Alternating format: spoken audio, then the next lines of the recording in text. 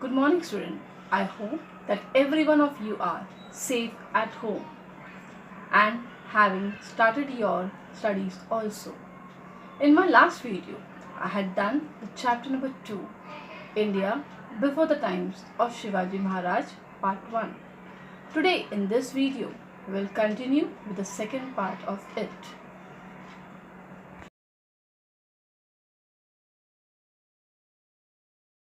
Here we will be studying about the Mughal power and also about Maharana Pratap, Chand Bibi, Rani Durgavati, Akbar and Aurangzeb. So let us start with the first part, that is Mughal power. Mughal power 1526 to 1707. In 1526 CE, the Sultanate of Delhi came to an end. Mughal power was established there. Babur was the founder of the Mughal power. He was the king of Farghana in Central Asia in today's Uzbekistan. He had heard of wealth in India, so he planned an invasion of India. Regaining, that is, the ruling Sultan of Delhi at that time was Ibrahim Lodi. Daulat Khan Lodi was the governor of Punjab under the Sultan. The relationship between Ibrahim Lodi and Daulat Khan Lodi was strained, that is, it was tensed. Daulat Khan Lodi invited Babur to march on India. Taking this opportunity, Babur invaded India. To rebel Babur's invasion, Ibrahim Lodi started with his army. There was a battle between Ibrahim Lodi and Babur on 21st April 1526 at Panipat. In this battle, Babur made use of an artillery effectively for the first time in India. He defeated Ibrahim Lodi's army. This is known as the First Battle of Panipat. After the Battle of Panipat, Rana Sanga of Mewar brought all Rajput kings together. There was a battle between Babur and Rana Sanga at Kanauj. Babur's artillery and reserve force played a very important role in this battle, and Rana Sanga's army was defeated. Babur died in 1530 CE. So, let us have a look at the important Mughal rulers, which began from the year 1526 to 1707.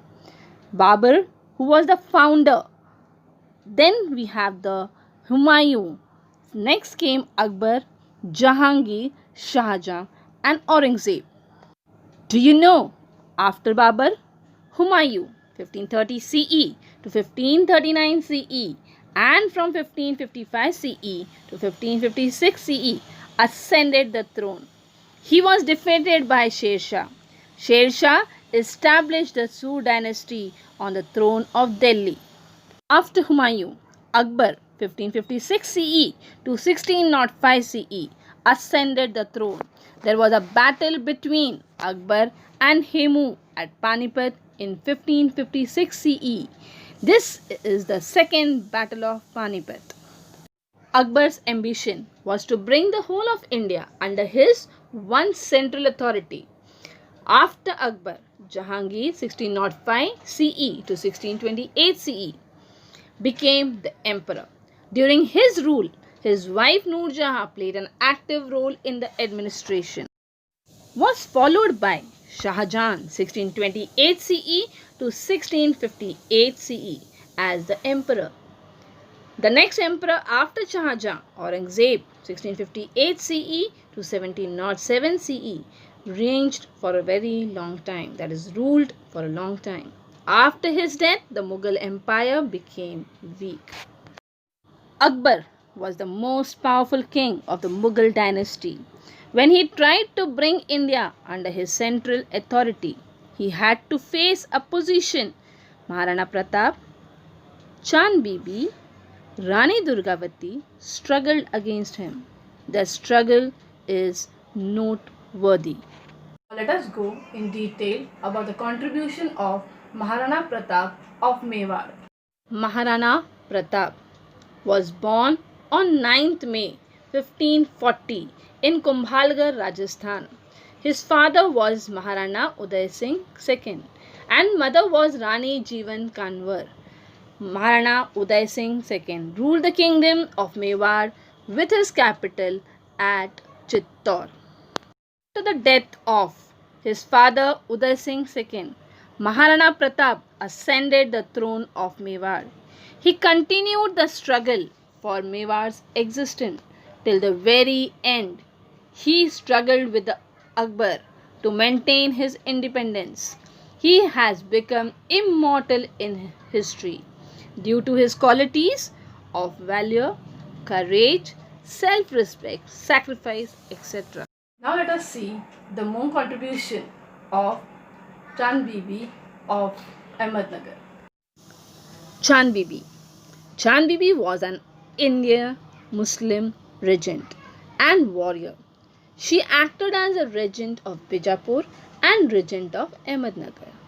Chand Bibi is best known for defending Ahmednagar against the Mughal forces of Emperor Akbar in 1595. The Mughals attacked Ahmednagar, the capital of Nizam Shah's kingdom, in 1595 CE. The Mughal army put the fort of Ahmednagar under the siege.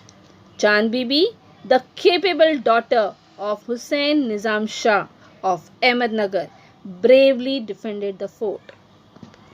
At this time, there was an internal strife among the factions of the Sardars in Nizam Shahi's kingdom. This resulted in the murder of Chand Bibi. Later, the Mughals captured the fort of Ahmednagar, but the Mughals could not bring the entire kingdom of Nizam Shahi under their control. Let us study about the contribution of Rani Durgavati of Gondwana. Rani Durgavati, 5th October 1524, 24th July 1564, was the ruling queen of Gondwana. Rani Durgavati's achievements further enhanced the glory of her ancestral tradition of courage and patronage.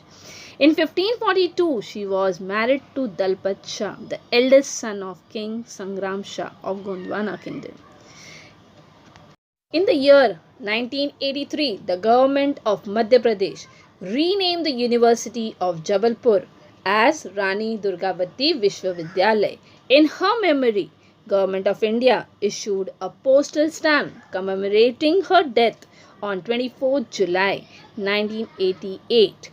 The train between Jabalpur Junction and Jammu Tawi is known as Durgavati Express after the name of the queen. Gondwana can broadly be said to comprise the eastern part of Vidarbha, part of Madhya Pradesh to its north, the western part of today's Chhattisgarh, northern part of Andhra Pradesh and the western part of Odisha. Durgavati, born in the dynasty Chandal Rajput, became the queen of Gondwana. When she was married, she was an excellent administrator. The struggle of Gondwana queen Durgavati against the Mughal is important in medieval history. After her husband's death, Durgavati laid down her life while fighting against Akbar, but she did not surrender. Now let us have certain knowledge about Akbar. Akbar.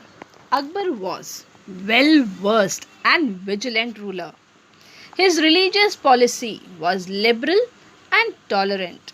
He gave equal treatment to people from all religions. He founded Deen-e-Ilahi by incorporating noble principles from all religions, but never compelled anyone to adopt Deen-e-Ilahi. Let us study about Aurangzeb. Aurangzeb, Muhyiddin Muhammad, commonly known by the Sobriquet. Aurangzeb was the sixth Mughal emperor who ruled over almost the entire subcontinent for a period of 49 years. Aurangzeb compiled the Fatwa-e Al-Migri and was commonly the few monarchs to have fully established Sharia law and Islamic economic throughout the Indian subcontinent. Aurangzeb won the war of succession among other sons of Shah Jahan and became the emperor by detaining his father in 1658 CE. Dara Sukho, the elder son of Shah Jahan, was famous for religious tolerance. He translated more than 50 Upanishads in Persian language. Aurangzeb became the emperor. At this time, the Mughal Empire extended from Kashmir in the north up to Ahmednagar in the south and from Kabul in the west up to Bengal in the east. Aurangzeb added Assam in the east and the regions of Adil Shahi of Bijapur in the south and Qutub Shahi of Golconda after he ended these kingdoms. The remaining part will be continued in the next video. I would like my students to find out the answers for the following questions. For this, the video would be very helpful. Thank you. I hope now every part is very clear.